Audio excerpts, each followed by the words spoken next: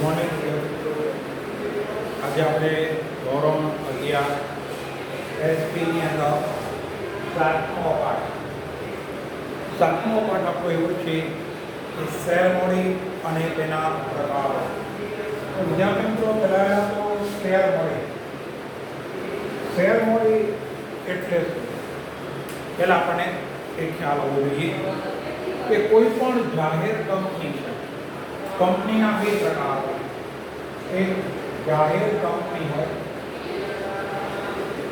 જાહેર કંપનીમાં જે નાણાંની જરૂરિયાત છે એ નાણાંની જરૂરિયાત માટે સમાજના લોકો પાસેથી શેર અથવા તો ડિબેન્ચર દ્વારા જાહેર કંપની છે તે પોતાની નાણાંની જરૂરિયાત છે એને પૂર્ણ કરે. જાહેર કંપનીની અંદર સમાજના લોકો પાસેથી શેર બહાર પાડો અથવા તો તમે ડિબેન્ચર બહાર પાડી તમારી જરૂરિયાતને મળી નાણાં પ્રાપ્ત કરી શકાય. તો હવે આપણો પ્રશ્ન એ છે કે શેર એટલે શું? શેર શબ્દનો અર્થ એવો છે કે કંપનીની કુલ મૂડી હોય એને નાના નાના ભાગોમાં વિભાજિત કરવી, જે પ્રત્યેક ભાગને શેર તરીકે ઓળખવામાં આવે.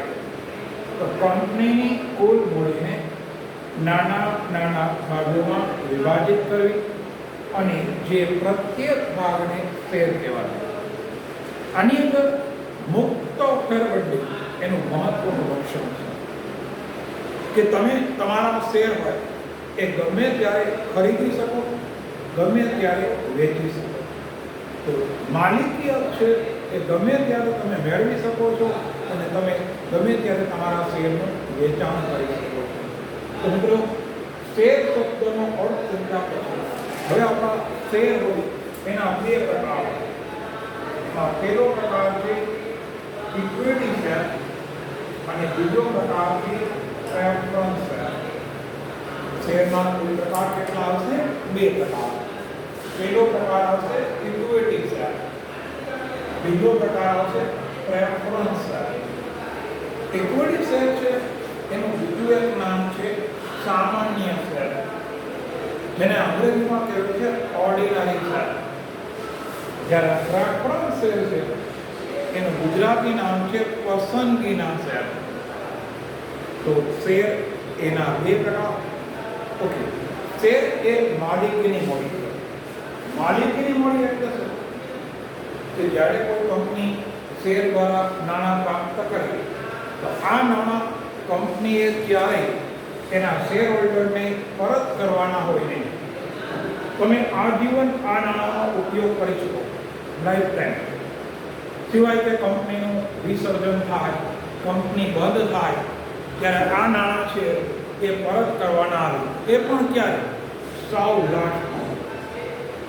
કંપનીની મિલકતો વેચો અને જે પૈસા આવે એમાંથી પહેલા ઓછીની મૂડી પરત કરવાની. ઓછીની મૂડી પરત કર્યા પછી જો મિલકતના વેચાણના પૈસા વધે તો શેર હોલ્ડરને નાણાં પરત કરવા. તો મિત્રો, અહીંયા આપણે શેરનો આ સામાન્ય બેઝિક અર્થ કર્યા છે. આપણો પ્રશ્ન છે ઇક્વિટી શેરનો અર્થ સમજાવી એના લક્ષણો સમજાવો. ઇક્વિટી શેર એટલે શું? ઇક્વિટી શેરનો અર્થ, ઇક્વિટી શેરના લક્ષણો કયા?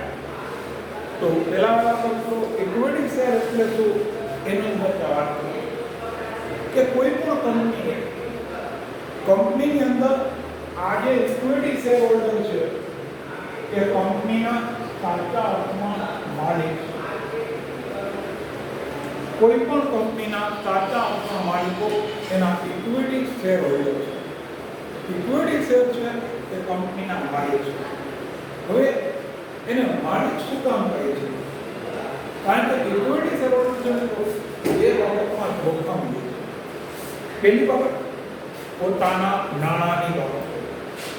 ઇક્વિટી શેરમાં તમે એક વખત પૈસા રોકો એટલે આજીવન તમારા પૈસા કંપની પરત કરશે નહીં, અપાઈ નહીં. સેકન્ડ પોઈન્ટ કે ઇક્વિટી શેર હોલ્ડરને જે વળતર મળે એને ડિવિડન્ડ કહેવાય.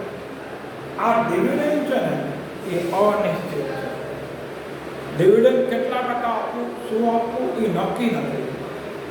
કંપનીના સંચાલકોને ઈચ્છા થાય તો ડિવિડન્ડ આપે, ઈચ્છા ન થાય તો ડિવિડન્ડ ના આપે. વળતરનો દર, ડિવિડન્ડનો દર એ અનિશ્ચિત છે. તો વિદ્યાર્થી મિત્રો, આપણે ઇક્વિટી શેરની અહીંયા જે પેલી વ્યાખ્યા છે કે જે શેર ઉપર ડિવિડન્ડ એટલે પેલા એનું વળતર મેળવવાનો તથા મોડી પરત મેળવવાનો હોય પ્રેફરન્સ શેર હોલ્ડર પછી મળતો હોય તેને ઇક્વિટી શેર હોલ્ડર કહેવાય. બરાબર છે કે જે શેર હોલ્ડરને વ્યાખ્યા મુજબ ડિવિડન્ડ મેળવવાનો તથા મોડી પરત મેળવવાનો હોય ઇક્વિટી શેર હોલ્ડર પછી મળતો હોય તો એવા લોકોને પ્રેફરન્સ શેર હોલ્ડર પછી મળતો હોય એવા લોકોને ઇક્વિટી શેર કહેવાય. આનો મતલબ એમ છે કે જ્યારે કંપની ડિવિડન્ડ આપશે તો સૌથી પહેલા ડિવિડન્ડ કોને આપશે? Preference share holder. કંપની જ્યારે નાણાં પરત કરશે, કંપની બંધ થઈ જાય, કંપનીનું વિસર્જન થઈ જાય, અને જ્યારે કંપની નાણાં બંધ થશે ત્યારે કંપની ફેલાવેલા પૈસા કોને પરત કરશે? Preference share holder. પછી જો પૈસા વધશે તો ઇક્વિટી શેરનો વારો આવે. તો ઇક્વિટી શેર હોલ્ડરને પૈસા પરત મળે નહીં, ડિવિડન્ડ મળે નહીં. બે બાબતમાં પ્રેફરન્સ શેર હોલ્ડર પછી જેને હક મળતો હોય, પહેલી બાબત ડિવિડન્ડની બાબત, સેકન્ડ મોડી પરત કરવાની બાબત. આ બંને બાબતમાં પ્રેફરન્સ શેર હોલ્ડર પછી જેને અધિકાર હોય, હક હોય, તેને ઇક્વિટી શેર કહેવાય. હવે ઇક્વિટી શેરના લક્ષણો, ઇક્વિટી શેર હોલ્ડરના લક્ષણો છે. પહેલું લક્ષણ છે સાચા માલિક. ઇક્વિટી શેર હોલ્ડરને કંપનીના સાચા માલિકો કહેવામાં આવે છે. શા માટે? કારણ કે કંપની જેનું મેનેજમેન્ટ કોણ કરે છે? બોર્ડ ઓફ ડિરેક્ટર, સંચાલકો. આ કંપનીના સંચાલકો ક્યાંથી આવે છે? કે જે કંપનીના ઇક્વિટી શેર ખરીદે, આ શેર હોલ્ડરમાંથી જે લોકો સંચાલક બનવા માંગતા હોય એ લોકો વચ્ચે ઇલેક્શન થાય છે અને એ ઇલેક્શનની અંદર મત આપવાનો હક, તમે સંચાલક તરીકે ઊભું રહેવું હોય તમે તમારી ઉમેદવારી પણ નોંધાવી શકો, અથવા તમારે તમારી પસંદગીની વ્યક્તિ છે એને વોટ કરવો છે, વોટિંગ કરવું છે, મત આપવાનો અધિકાર છે એ માત્ર ને માત્ર ઇક્વિટી શેર હોલ્ડરને છે. એને કંપનીના સાચા અર્થમાં તેના માલિકો કહેવામાં આવે છે. બરાબર ધ્યાન. ઇક્વિટી શેર હોલ્ડર એ કંપનીના સાચા માલિકો છે, કારણ કે ઇક્વિટી શેર હોલ્ડર છે એ પોતે જોખમ લે છે. બે બાબતમાં જોખમ લે છે, એક વળતર અને પોતાના નામ. ઇક્વિટી શેર હોલ્ડર છે મિત્રો બે બાબતમાં જોખમ લે છે, રિસ્ક લે છે. પહેલું જોખમ છે એનું ડિવિડન્ડ. ડિવિડન્ડ કેવું? અનિશ્ચિત. ઓકે, નફો થાય અને સંચાલકોની જો ઈચ્છા ન હોય તો ડિવિડન્ડ ન પણ અપાય. ડિવિડન્ડ છે એ મળશે એવી કોઈ ગેરંટી નથી. નાણાં પરત મેળવવા સૌથી છેલ્લો આ બાબતમાં એને બે બાબતમાં જોખમ લીધું. એટલા માટે ઇક્વિટી શેર હોલ્ડરને કંપનીના સાચા માલિકો કહેવામાં આવે છે. અને મહત્વની બાબત એ છે કે તમારે કંપનીમાં મહત્વનું સ્થાન હોય, મહત્વની જગ્યા હોય, એમાં તમારે ઊભું રહેવું હોય. મેનેજિંગ ડિરેક્ટર, સંચાલકો, મેનેજિંગ ટ્રસ્ટી, CEO, એને ચીફ એક્ઝિક્યુટિવ ઓફિસર કહેવાય. આવા મહત્વના સ્થાન ઉપર ઊભા રહેવા માટે તમારી પાસે કંપનીના ઇક્વિટી શેર હોય એ ફરજિયાત છે. આ અર્થમાં એને કંપનીના સાચા માલિકો કહેવાય છે. નેક્સ્ટ નંબર 2, મત આપવાનો અધિકાર, મતાધિકાર. ઇક્વિટી શેર હોલ્ડર એક એવી વ્યક્તિ છે કે જે કંપનીની અંદર મત આપવાનો અધિકાર ધરાવે છે. યાદ રાખજો, ઇક્વિટી શેર હોલ્ડર સિવાય અન્ય કોઈ પણ પક્ષકાર નહીં, પછી એ પ્રેફરન્સ શેર હોલ્ડર હોય, ડિબેન્ચર હોલ્ડર હોય, રોકાણકાર હોય, સરકાર હોય, તમારા લેણદાર હોય, તમારા દેવાદાર હોય, કંપની સાથે સંકળાયેલા તમામ પક્ષકારો, આ બધા જ પક્ષકારોમાં ઇક્વિટી શેર હોલ્ડર એક એવો છે કે જેને મત આપવાનો અધિકાર છે. ઇક્વિટી શેર હોલ્ડર સિવાય અન્ય કોઈ પણ વ્યક્તિને મત આપવાનો અધિકાર મળી શકતો નથી. મતાધિકાર છે એ માત્ર ને માત્ર ઇક્વિટી શેર હોલ્ડરને મળે. પોતાની પસંદગીનો હક, પોતે ખુદ સંચાલક બનવા માંગે તો પણ રહી શકે, અથવા પોતાની મનગમતી વ્યક્તિ હોય કે મનગમતી વ્યક્તિને પોતાનું મતદાન કરી અને પોતે સંચાલક તરીકે નિમણૂક કરાવી શકે. આ રીતે ઇક્વિટી શેર હોલ્ડરને બીજો અધિકાર છે મતાધિકાર. નંબર 3, ત્રીજું લક્ષણ આપણું ડિવિડન્ડ. ડિવિડન્ડ શબ્દ એટલે આપણે ડિવિડન્ડ શબ્દનો અર્થ તમે જોયો, તમે કોઈ પણ પૈસા હોય એનો ઇન્વેસ્ટ કરો, રોકાણ કરો, એ રોકાણ પર સ્વાભાવિક છે તમને વળતર મળે. તમે બેંકમાં પૈસા મૂકો, બેંક તમને વ્યાજ આપે, બરાબર છે. તમે કોઈ સરકારી જામીનગીરીમાં પૈસા મૂકો તો એના ઉપર તમને ઇન્ટરેસ્ટ મળે. પોસ્ટ ઓફિસમાં સેવિંગ બચત સ્કીમ છે, પેન્શન સ્કીમ છે, બેંકમાં પૈસા ફિક્સ ડિપોઝિટમાં મૂકો તો તમને એના પર વળતર મળે. તો તમે કંપનીના શેરમાં પૈસા રોક્યા તો તમે શેરમાં રોકાણ કર્યું, આ રોકાણનું વળતર શેર હોલ્ડરોને વળતર સ્વરૂપે જે મળે ને એને ડિવિડન્ડ કહેવાય. હવે મિત્રો, ડિવિડન્ડની ગણતરી કેમ થાય, ડિવિડન્ડની કાઉન્ટ કેમ કરવું? ડિવિડન્ડ છે એ હંમેશા ચોખ્ખા નફા ઉપર ડિવિડન્ડની ગણતરી થાય. ચોખ્ખો નફો જેને આપણે નેટ પ્રોફિટ કહેવાય. કંપનીની કુલ આવકમાંથી કુલ ખર્ચાઓ બાદ કરો અને આ આવકમાંથી ખર્ચ બાદ કર્યા પછી જે નાણાં મળે એને ચોખ્ખો નફો કહેવાય. અને આ ચોખ્ખા નફા ઉપર ઇક્વિટી શેર હોલ્ડરને સંચાલકો નક્કી કરે એ મુજબ ડિવિડન્ડ છે એ મળે છે. એક બાબતની ખાસ સ્પષ્ટતા કરું છું કે ડિવિડન્ડનો દર અનિશ્ચિત છે. ડિવિડન્ડનો દર કેવો છે? અનિશ્ચિત.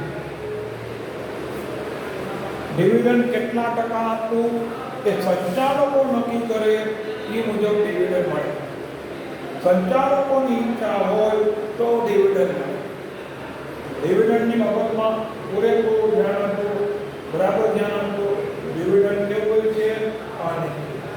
ડિવિડન્ડ મળશે કે નહીં મળે એની કોઈ ગેરંટી નહીં. કેટલું મળશે એની કોઈ ખાતરી નહીં. ડિવિડન્ડની બાબતમાં હવે નંબર 4, ડિવિડન્ડનો સંબંધ કોની હારે હોય? તમારા નફા હોય. અને નફાનો સંબંધ કોની હારે હોય? વેચાણ. જેમ એકમમાં વેચાણ વધુ થાય, જેમ વેચાણ વધુ થાય એમ નફાનો ગાળો વધે. જેમ નફાનો ગાળો વધે એમ અને ડિવિડન્ડ છે એ વધુ મળવાની શક્યતા. યાદ રાખજો, નફા સાથે તમારો સંબંધ. સંચાલકો શેર હોલ્ડરને ડિવિડન્ડ આપવાનો નિર્ણય કઈ રીતે લે કે શેર હોલ્ડરને કેટલું ડિવિડન્ડ આપવું એ કંપનીને નફો કેટલો થયો છે એ નફા સાથેનો સીધો સંબંધ છે. નફો જેટલો મળે એના ઉપર ડિવિડન્ડ નક્કી થાય છે. ઘણી વખત એવું બને છે કે નફો થયો અપેક્ષા કરતા નફો ઓછો, ડિવિડન્ડ ન પણ. ડિવિડન્ડ મળવું જ જોઈએ એવી કોઈ ગેરંટી નથી. ડિવિડન્ડ મળશે, કેટલું મળશે એ પણ નક્કી નથી. પણ નફા સાથે તેનો ડાયરેક્ટ સંબંધ છે. જેમ નફો વધુ ડિવિડન્ડ વધુ. ફાઇનલ પાંચમો પાંચ સામાન્ય સભા. સામાન્ય સભા એટલે તો મિત્રો વર્ષના અંતે શેર હોલ્ડરોની જે સભા એકવાર ફરજિયાત બોલાવવી પડે. વર્ષના અંતે જે કંપનીના શેર હોલ્ડરો છે એની સભા વર્ષના અંતે એકવાર ફરજિયાત બોલાવવી પડે, જેની અંદર આખા વર્ષ દરમિયાન કંપનીને કુલ કેટલું વેચાણ થયું, કંપનીને કુલ કેટલી આવક મળી, સામે કુલ કેટલો ખર્ચ થયો, કંપનીનો કુલ ચોખ્ખો નફો કેટલો છે, સંચાલકોની સભામાં ડિવિડન્ડ કેટલા ટકા આપવાનું, આ બધી જ બાબતોના નિર્ણયોની મંજૂરી સામાન્ય સભામાં શેર હોલ્ડરોની સહમતિ મળે પછી એ વસ્તુ અમલમાં આવી શકે. તો સામાન્ય સભાનો અર્થ વર્ષના અંતે બધા જ શેર હોલ્ડરોને બોલાવીને આમંત્રણ આપીને બોલાવવામાં આવે, જેમાં કંપનીનો આખા વર્ષ દરમિયાન જે કંઈ કામગીરી કરેલી હોય એ કામગીરીનો ઉલ્લેખ કરવામાં આવે. એ ઉલ્લેખ કરી અને શેર હોલ્ડરોને કંપનીથી વાકેફ કરવામાં આવે કે વર્ષ દરમિયાન કંપનીની અંદર કેટલી વસ્તુનું ઉત્પાદન થયું, વેચાણ કેટલું થયું, ચોખ્ખો નફો કેટલો મળ્યો, એના પર કેટલા ટકા ડિવિડન્ડ આપવાનું સંચાલકોએ સૂચવ્યું છે. આ બધી બાબતોને સામાન્ય સભામાં રજૂ કરવામાં આવે અને આ બાબત સામાન્ય સભામાં રજૂ થાય પછી સંચાલક જે છે તેને ડિવિડન્ડ મળે અથવા અન્ય નિર્ણયો લેવાય. મિત્રો, સામાન્ય સભામાં શેર હોલ્ડરોને બોલાવવામાં આવે, જેની અંદર કોઈ પણ નિર્ણય હોય એનો લેખિત ઠરાવ પસાર કરવામાં આવે અને આ ઠરાવ પસાર કર્યા પછી સર્વાનુમતે એ નિર્ણયને મંજૂરી મળે છે. આ આપણી સામાન્ય સભા. એના પછી નેક્સ્ટ નંબર 6 મોડી પરત. મોડી પરત મેળવવાનો ઇક્વિટી શેરહોલ્ડરોને સૌથી છેલ્લે હક છે. યાદ રાખજો, કંપની પહેલો પોઈન્ટ તો બરાબર સમજી લેજો કે કંપનીમાં તમે એક વખત પૈસા રોક્યા એટલે કંપની તો તમને કોઈથી પૈસા પરત કરશે જ નહીં લાઈફ ટાઈમ. હા, તમે તમારા શેર અન્ય કોઈ વ્યક્તિને વેચીને તમારા પૈસા છૂટા કરી દો. હવે કંપની કયા સંજોગોમાં નાણાં પરત કરે? તો મોડી પરત કરવામાં કંપનીની જ્યારે હયાતી હોય, કંપની હયાતી દરમિયાન પરત ના કરે. જ્યાં સુધી તમારી કંપની ચાલુ છે ત્યાં સુધી કંપની ક્યારેય ઇક્વિટી શેરહોલ્ડરને એના નાણાં પરત કરશે એવી કલ્પના કરવી પણ નકામી. કોઈ દિવસ એના નાણાં પરત નહીં કરે, ખાસ ધ્યાન આપજો. તો ઇક્વિટી શેરહોલ્ડરને કંપની એની હયાતી દરમિયાન નાણાં કોઈ દિવસ પરત કરશે નહીં. નાણાં મેળવવાનો એને સૌથી છેલ્લે અધિકાર, લાસ્ટ ટાઈમ, હાવ છેલ્લે ઇક્વિટી શેરહોલ્ડરના પૈસા દેવાનો હક. એ અત્યારે કંપની બંધ થાય અથવા કંપનીના સંચાલકો છૂટા પડી જાય ત્યારે કંપનીનું જે કંઈ હોય તો સૌથી નાણાં લેવાનો છેલ્લે અધિકાર નથી. હવે આપણે વિસર્જન. વિદ્યાર્થી મિત્રો, વિસર્જન બે પ્રકારનું હોય. એક ભાગીદારીનું વિસર્જન અને એક પેઢીનું વિસર્જન. બરાબર ધ્યાન રાખો. આપણે વિસર્જન શબ્દ આવે એટલે તરત જ આપણા મગજમાં યાદ આવે કે આપણે ગણપતિ મહોત્સવ ઉજવીએ, ગણપતિની જે ધામધૂમપૂર્વક સ્થાપના કરી અને એના 9 કે 11 દિવસ પૂરા થાય એટલે એ જ ગણપતિની જેની સ્થાપના આપણે ઈષ્ટદેવની કરી છે એ જ ગણપતિ દાદાની આપણે વિસર્જન કરીએ. તો અહીંયા પણ વિસર્જન કરવું, અહીંયા આપણે કંપનીનું વિસર્જન, પેઢીનું વિસર્જન કેમ કરવું? વિસર્જન બે પ્રકારનું હોય. વિસર્જન એટલે સિમ્પલ અર્થમાં કહું તો બંધ કરવું. કોઈ પણ એકમને બંધ કરી દેવું એટલે વિસર્જન કયું કહેવાય. તો વિસર્જનમાં બે પ્રકાર આવે. એક આવે ભાગીદારીનું વિસર્જન. તમારે 12મા ધોરણમાં એકાઉન્ટની અંદર પહેલા ભાગની અંદર 7મું ચેપ્ટર, ધોરણ 12માં એકાઉન્ટની અંદર ભાગ 13માં 7મું ચેપ્ટર ભાગીદારી પેઢીનું વિસર્જન આવે. તો મિત્રો વિસર્જનના બે પ્રકાર. એમાં એક ભાગીદારીનું વિસર્જન આવે. ભાગીદારીનું વિસર્જન એટલે તમારી પેઢીમાં 4 ભાગીદાર, 4માંથી કોઈ એક વ્યક્તિ પેઢીને છોડી દેવા માંગે છે, પેઢી મૂકવા માંગે છે. એ એક વ્યક્તિ પેઢીમાંથી જાય, બાકીના 3 જણા હોય એ 3 વ્યક્તિઓ મળી અને પેઢીને કાર્યરત રાખે. પેઢી બંધ ન રાખે, ખાલી એક ભાગીદાર પેઢીમાંથી જાય. એ બાકીના ભાગીદારો પેઢીને ચલાવે છે, તેને ભાગીદારીનું વિસર્જન કહેવાય. જ્યારે પેઢીનું વિસર્જન એટલે પેઢીનું કોઈ ભૌતિક અસ્તિત્વ જ નથી. બધા ભાગીદારો મળી નક્કી કરે કે હવે આપણી આ પેઢી હલાવી નથી, પેઢી બંધ કરી દેવી, પેઢી તાળો મારી દેવું છે, પેઢીની મિલકતો વેચી નાખવી.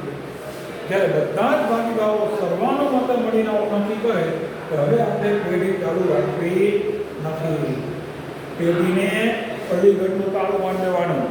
મતલબ કાયમીપણે પેઢીનું ભૌતિક અસ્તિત્વ મટી જાય, એને કહેવાય છે પેઢીનું વિસર્જન.